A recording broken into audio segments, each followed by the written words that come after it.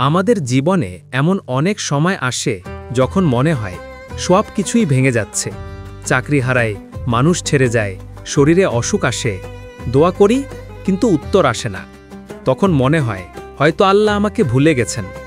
কিন্তু সত্যি কি আল্লাহ কাউকে ভুলে যান? না, বরং তিনি তখনই তোমাকে গড়ছেন, তোমার ভেতর ধৈর্য, শক্তি আর ঈমান জাগিয়ে তুলছেন। এই কথার সবচেয়ে শক্ত প্রমাণ নবী আইয়ুব আলাইহিসসালাম।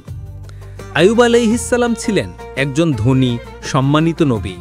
আল্লাহ তাকে দিয়েছিলেন অসংখ্য সম্পদ, পশুপাল, জমি, দাস, পরিবার, সন্তান, সুখ ও শান্তি। মানুষ বলতো আইয়ুব সবচেয়ে ধনী আর সবচেয়ে ধার্মিক। তিনি কখনো গর্ব করতেন না, বরং যা কিছু পেতেন সব কিছুর জন্য শুকরিয়া আদায় করতেন। সবসময় গরিবদের সাহায্য করতেন, এতিমদের যত্ন নিতেন আর আল্লাহর জিকির করতেন প্রতিটি মুহূর্তে। একদিন শয়তান আল্লাহর কাছে এসে বলল, হে আল্লাহ, আইয়ুব তোমাকে ভালোবাসে কারণ তুমি তাকে এত কিছু দিয়েছ। যদি তার সব সম্পদ কেড়ে নেওয়া হয়, দেখবে সে আর তোমাকে স্মরণ করবে না। আল্লাহ বললেন, আমি জানি আমার বান্দা আইয়ুব কী রকম। তুমি চাও তো তার সম্পদ পরীক্ষা করো, কিন্তু তার প্রাণ স্পর্শ করো না। এরপর শুরু হলো আইয়ুব আলাইহিসসালামের কঠিন পরীক্ষা। একদিন বজ্রপাতে তার পশুগুলো মারা গেল, অন্যদিন বন্যায় তার ফসল ধ্বংস হল, এক রাতে আগুনে পুড়ে গেল তার বাড়িঘর। সব হারিয়ে গেল একে একে, ধীরে ধীরে। মানুষ বলল, আইয়ুব, তুমি কি আল্লাহর কাছে অভিশপ্ত নও? কিন্তু আইয়ুব আলাইহিসসালাম মাথা নত করে বললেন, যিনি দিয়েছিলেন তিনিই নিয়ে গেছেন, আলহামদুলিল্লাহ। পরীক্ষা এখানেই শেষ নয়। কিছুদিন পর এক ভয়ঙ্কর ঝড় এলো এবং সেই ঝড়ে তার সব সন্তান মারা গেল। একজন বাবা যখন নিজের সন্তান হারায়, তখন তার ভেতরটা যেন ভেঙে চুরমার হয়ে যায়। কিন্তু আইয়ুব আলাইহিসসালাম কেঁদেও বললেন, হে আল্লাহ, তুমি জানো আমি তোমার বান্দা, তুমি যা করো তাতে কোনো ভুল নেই। তিনি কখনো অভিযোগ করেননি, বরং নামাজে দাঁড়িয়ে আরও বেশি কান্না করতেন, আরও বেশি দোয়া করতেন। তারপর শুরু হলো সবচেয়ে কঠিন পরীক্ষা। আইয়ুব আলাইহিসসালাম আক্রান্ত হলেন এক ভয়াবহ রোগে। তার শরীরে ঘা, ক্ষত, পুজ। মানুষ তাকে ঘৃণা করতে লাগল, দূরে চলে গেল। তিনি শহরের বাইরে একটি পরিত্যক্ত স্থানে চলে গেলেন। তার পাশে শুধু একজন মানুষ রইলেন, তার স্ত্রী।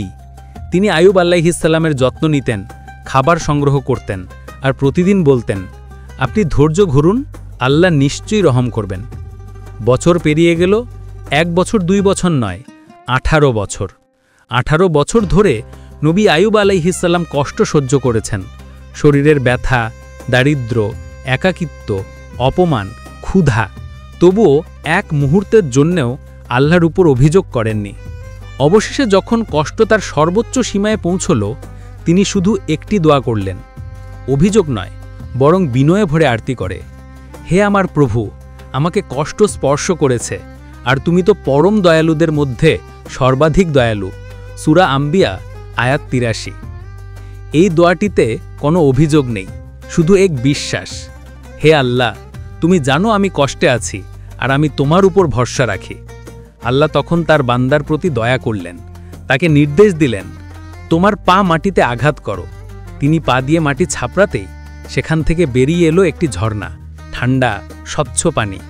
আইয়ুব আলাইহিসসালাম সে পানি দিয়ে গোসল করলেন, পান করলেন এবং মুহূর্তেই তার শরীর থেকে সব রোগ চলে গেল।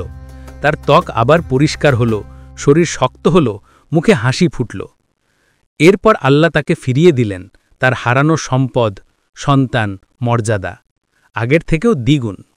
আল্লাহ বলেন, আমরা তাকে তার পরিবার ফিরিয়ে দিয়েছি এবং তাদের মতোই আরেক দল সন্তান দিয়েছি আমাদের দয়া ও উপদেশ হিসাবে। সূরা সাদ আয়াত 43। আইয়ুব আলাইহিসসালামের এই গল্প শুধু একটি কাহিনী নয়, এটা এক বাস্তব শিক্ষা। আমরা প্রায়ই ভাবি, কেন আমার সাথে খারাপটা হচ্ছে, কেন আমি দোয়া করছি কিন্তু কিছু হচ্ছে না। কিন্তু মনে রেখো, আল্লাহ কখনোই দেরি করেন না, তিনি শুধু সঠিক সময় দেন। তুমি যখন ধৈর্য রাখো, তখন আল্লাহ তোমার অবস্থাকে বদলে দেন ঠিক সেই মুহূর্তে যখন তুমি সবচেয়ে বেশি প্রয়োজন অনুভব করো। ধৈর্য মানে চুপচাপ থাকা নয়, বরং এই বিশ্বাস রাখা যে আল্লাহর পরিকল্পনা চলছে আর সেটা তোমার ভালোর জন্যেই। শেষ কথা, যদি আজ তুমি কষ্টে থাকো, যদি শরীর অসুস্থ হয়, যদি কেউ তোমাকে ভুল বোঝে, যদি মনে হয় দোয়া কবুল হচ্ছে না, তাহলে মনে রেখো তুমি একা নও। কারণ আল্লাহর পরিকল্পনা সবসময় সেরা, কিন্তু সেটা বোঝা যায় ধৈর্যের পরে।